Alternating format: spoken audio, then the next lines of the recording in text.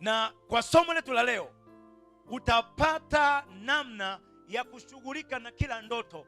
Leo somo langu linakusudia kukupa ufahamu, ndugu mtazamaji, ili usiwe wa kuuliza mitandaoni, jamani nimeota na kunywa maji machafu, maana yake ni nini? Usiwe mtu wa kuuliza. Nakupa mbinu za kiroho, nakupa experiences za kiroho zitakazo kusaidia kutafsiri ndoto zako wewe mwenyewe. Mungu alipokuja kusema nawe alijua utaelewa. Maarifa yaliyokosekana amechagua siku ya leo akuletee. Sasa kuna aina nyingi za ndoto. Sehemu yangu ya kwanza inasema aina za ndoto kwa kigezo cha muda. Hii ni kategori maalumu ya ndoto, nimeigawanya kwa kigezo cha muda. Hapa kwenye swala la muda ninazungumza mambo mawili. Ninazungumza swala la kwanza la umeiota saa ngapi. Ninazungumza swala la pili la frequency, imerudia mara ngapi.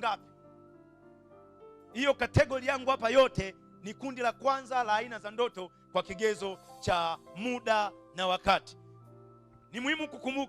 Ni muhimu sana kukumbuka kwamba ndoto sio lazima zitakuja usiku, muda wowote tu. Mimi niliwahi kuwa kwenye daladala natoka Kariakoo naenda Mbezi Beach. Mungu akiwa na jambo la kukusemesha anakusemesha popote. Ghafla nikiwa kwenye daladala nikasinzia sekunde kama 3-4, ila usingizi mzito. Hizo sekunde nilizosinzia, ghafla nikaona nina kapu pembeni ya mguu wangu. Hilo kapu lina vitu, nikaona mtu ananyosha mkono kuvichukua, nikawahi kuamka. Nini hicho? Sasa furaha tulionayo, namna Mungu ametupendelea watu wa Agano Jipya. Jambo lolote likitokea bila makelele, una uwezo kumuuliza hivi, hapa Roho Mtakatifu, hapa ulikuwa unasemaje? Hapa Roho Mtakatifu kuna nini hapa? Roho Mtakatifu, una uwezo kuuliza papo kwa papo. Sasa twende pamoja. Kundi la kwanza nimeandika kundi A. Kundi la kwanza la ndoto ni ndoto za papo kwa papo. Instant dreams which need an immediate response. Hili ni kundi la kwanza la ndoto. Hizi ziko za papo kwa papo. Unajua unaweza mambo ya ndoto ukikosa maarifa unaweza ukachanganyikiwa huko on the way. Ndio maana maarifa Mungu anakuletea akusaidie. Mungu anakuletea maarifa akusaidie. Kundi la kwanza la ndoto za papo kwa papo. Instant dreams which need an immediate response. Nitazungumza hapo mbele kidogo. Nimeavoid siku hizi kuweka listi ya mambo mbalimbali, maana kumekuwa na namna watu wanatengeneza kama glossaries, wanatengeneza kama dictionary ya ndoto, kwamba ukiona unakula embe maana yake ni hivi, ukiona unanyeshewa na mvua maana yake ni hivi. Hiyo siipendelei sana, na nina sababu za kibiblia na za kitheolojia. Hicho kitu hakiwi suggested kwa sababu kinaweza kuleta madhara. Nitazungumza huko mbele. Na kama tunaitumia kwa mipaka hivi. Kuna siku mahali ambako nilikuwa nimeenda, anga ilikuwa ina ushindani mkubwa wa kiroho. Unajua ukabaki tu kwenye Mambo ya Nyakati 20:15 kwamba na 17 kwamba vita si vyetu ni vya Bwana. Ukafikiri wewe ni wakulala. Muda unakumbuka vita si vyetu ni vya Bwana, ukumbukage na Waefeso 6:12 kwamba kushindana kwetu, our wrestling. Kumbe kushindana ni tunashindana sisi. Kwa hiyo lazima ubalance neno hapo. Nikaenda mahali ambako kuna ushindani mkubwa. Wakati nimejifunika shuka nimelala, ghafla usingizi uliponijia, nagundua kwenye shuka namuona kwa roho. Kwanza hicho mahali nilipoenda kulikuwa na vitanda deka. Kwa hiyo kuna chini na juu. Mimi nilikuwa juu. Huwezi kuwaza nyoka ukiwa maeneo hayo, ila rohoni tunaona. Nikaona ghafla kwenye shuka naona kuna nyoka. Sasa muda nataka nikwepeshe mguu, maana nimemuona ni kama anajivingirisha kwenye shuka. Muda anataka kuuma kisigino, nikakwepesha mguu. Na muda huo nikawa nimeamka. Nikagundua kuna vita kubwa kwenye ulimwengu wa roho. Ulimwengu wa roho ni halisi, na kunakuwa na muda kuna vita. Watu wanakuwa na macho ya rohoni, watu wanakuwa na masikio ya kiroho. Masikio ya kiroho unaweza ukazisikia sauti zinazoendelea kwenye ulimwengu wa roho. Kuna siku nimetoka darasani saa 8 usiku. Nimerudi bwenini nimelala tu hivi. Nikasikia sauti inaniambia kuna vita kali kwenye ulimwengu wa kiroho. Muda hiyo sauti inanitamkia hivyo, nasikia kwa njia ya roho, nasikia mapambano. bweni liko kimya, kuna wanafunzi wameweka nyimbo za taarabu, ila mimi sisikize. Mimi nasikia kuna ushindani mkubwa. Maana yake taarifa hiyo imenijia, nitafute mahali niombe. Ndio tafsiri yake. Sio ndoto zote utashindana rohoni. Nyingi unapaswa kupigana rohoni ushinde. Nyingine vita inakutaka uamke ushindane. Nisiingie sana kwenye hiyo. Nirudi mahali ambako nilikuwepo. Wakati ninamuona yule nyoka anazingazinga, namuona kwa roho, muda nataka kugonga mguu, nikaukwepesa hivi. Nimeshtuka na gundua kuna ushindani. Yani I can sense, naona kabisa kuna ushindani rohoni.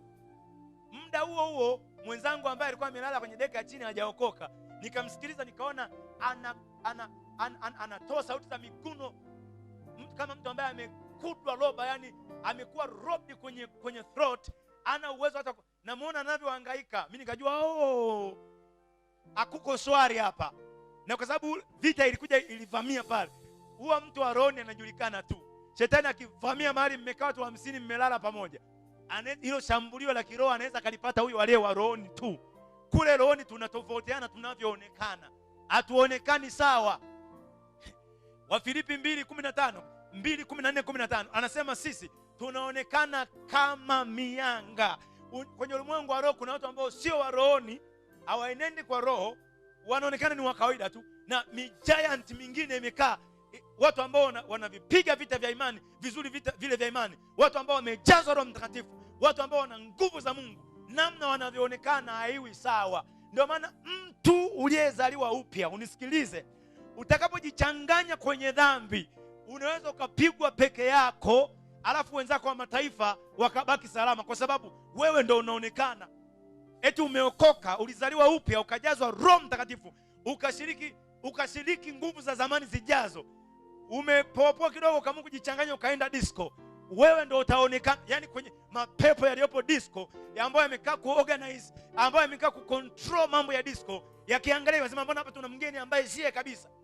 Utaonekana kwa sababu kule rohoni, the moment ulifanya maamuzi ya kumwamini Yesu Kristo, kuna ki-identity card ulivishwa kwamba huyu ni wa Mungu, huyu ameunganishwa na familia ya Mungu.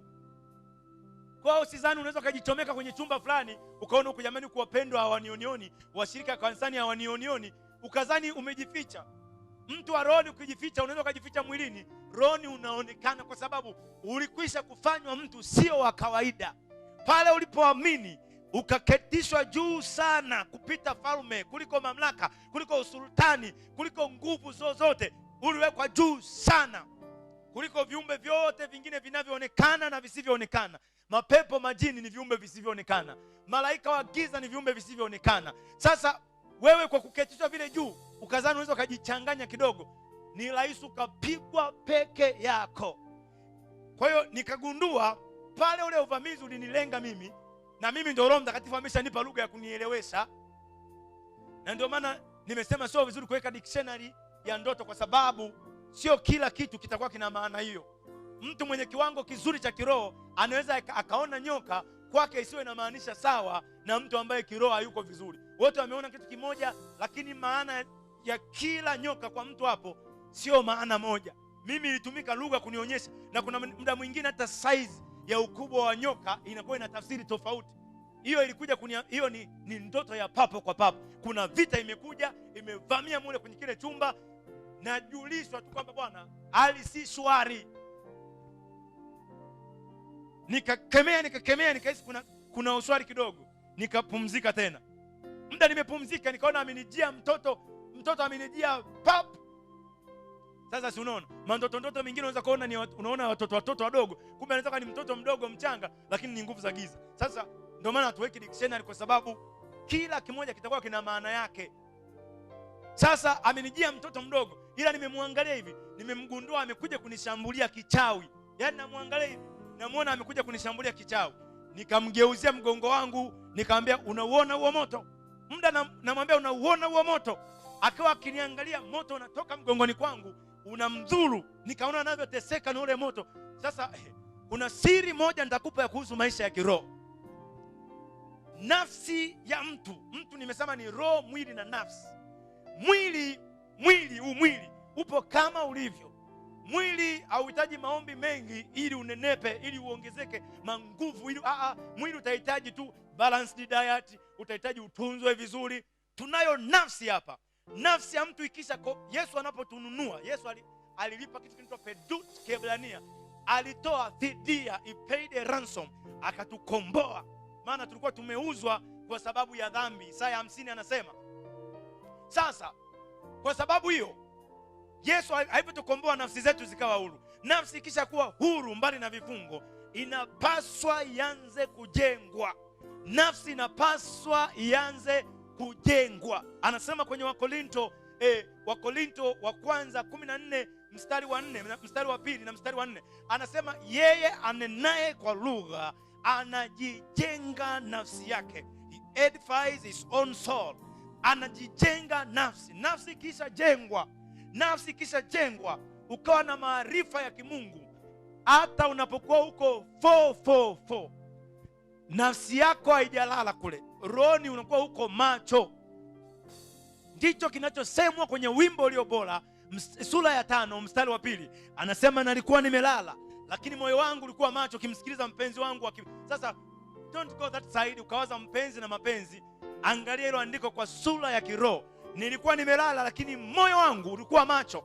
Moyo kwenye Agano la Kale maeneo mengi umetumika interchangeably na roho. Kwa hiyo tuliweke hivi, roho inabaki hailali. Usingizi wako unalaza mwili, roho inakuwa haijalala.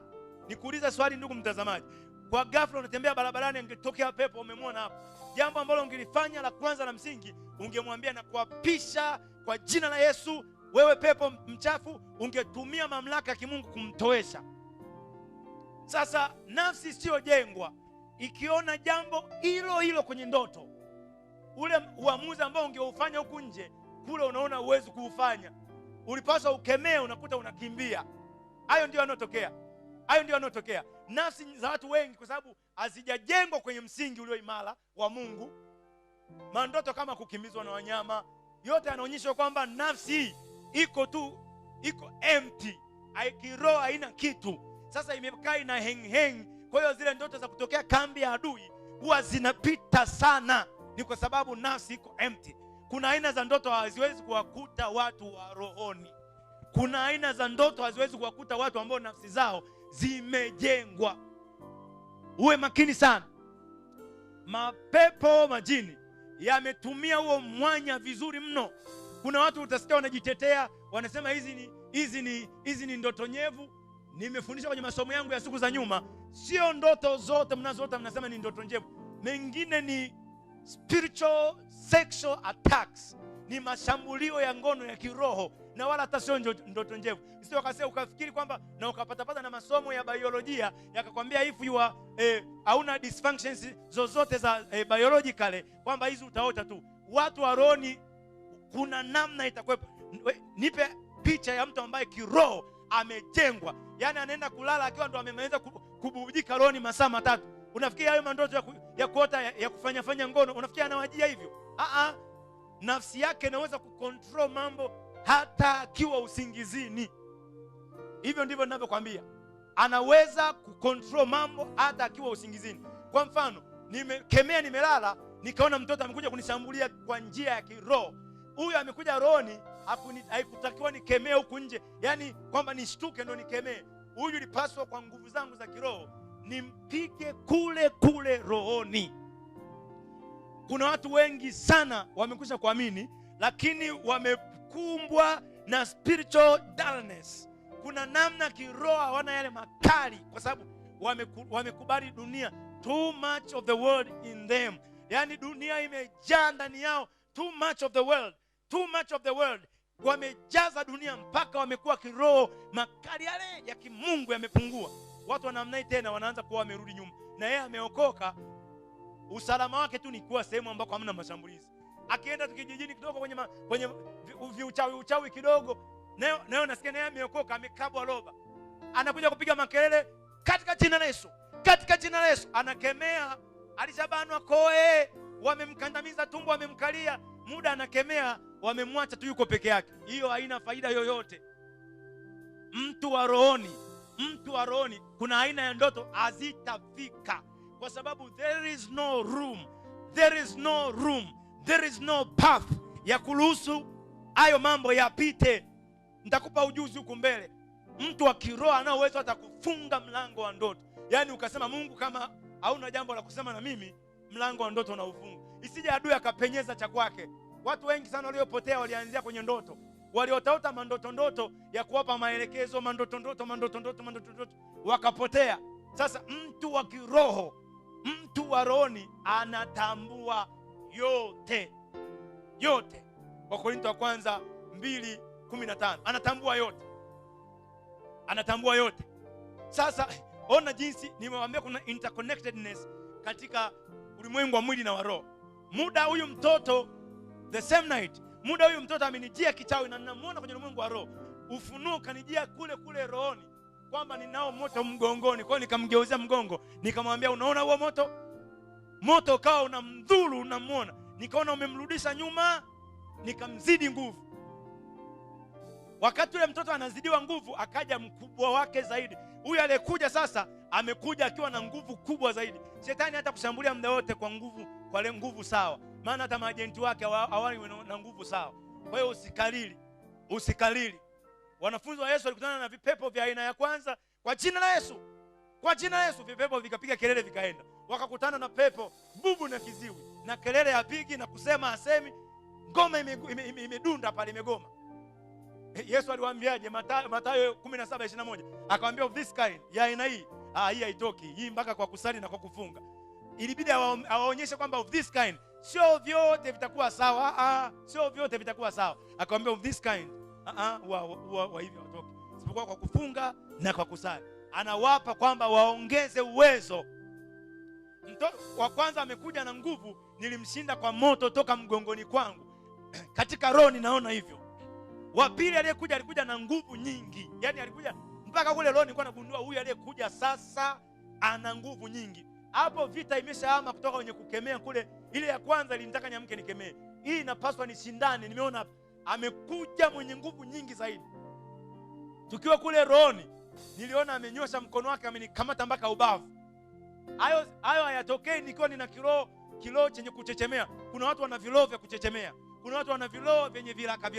Yaani ana maskendos ya kiroho mengi. Anarekebisha ile, anapinda hapa tena, amejaa meanderings za kiroho. Sasa maisha hayo ya kiroho, mtu anayetembea kiroho sio mwenye kona. Kuna aina ya maisha alishaamua kuyaacha. Amejua yeye ni mtu wa rohoni. Nikamwona amenyosha mkono, amenishika kwenye ubavu. Sasa kumbuka, nilikuwa naona rohoni, ikaja ikanileta mpaka mwilini. Muda huu sasa nikiwa pale kwa macho ya rohoni, nilimwona amesimama pembeni mwa kitanda. Yaani amesimama pembeni mwa kitanda. Wakati huu nikanyosha na mimi mkono wangu kwa njia ya kimwili. Nilinyosha mkono nimkamate. Muda nimenyosha mkono kumkamata, nikawa nimerudi kwenye ulimwengu wa mwili. Sasa nini ninachokwambia hapa? Huu muunganiko wa mambo ya ulimwengu wa mwili na wa kiroho yako hivyo. Unapaswa kupata ufahamu sahihi, ujue mambo haya ya kindoto. Na kwa sababu hiyo sasa, vita ikikujia ya kiroho ya namna hii, hakikisha umeshinda kule rohoni. Jitahidi sana. Yaani hakikisha wewe ulishinda kule rohoni. Usiamke ukiwa ulishindwa. Wengi wanaokuwa wameshindwa kwenye ulimwengu wa roho wanakuja kushindwa huku mwilini. Wengi sana.